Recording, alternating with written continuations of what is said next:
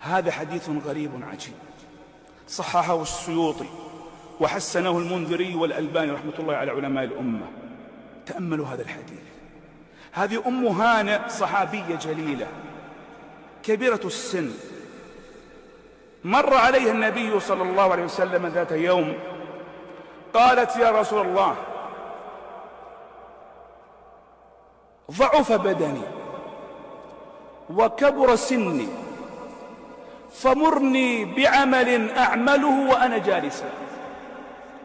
انظر إلى هم الصحابة، ليس همهم الدنيا، مرني بعمل أعمله وأنا جالسة حتى أتقرب إلى الله جل جلاله.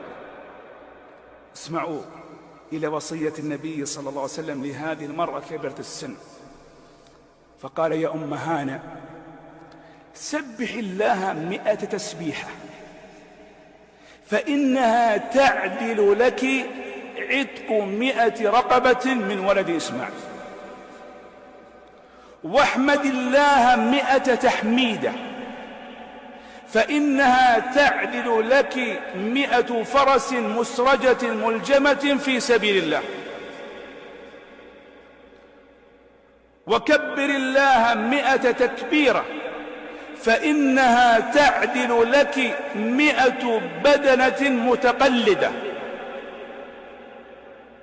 وهللي 100 تهليلة، قال ابن خلف روى الحديث: تملأ ما بين السماء والأرض. حديث حسن.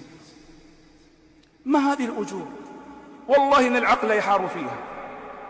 يا أخي، وأنت في قيادة سيارتك عند الإشارة حتى تفتح لك الإشارة بإمكانك أن تسبح 100 تسبيحة، بإمكانك أن تكبر 100 تكبيرة.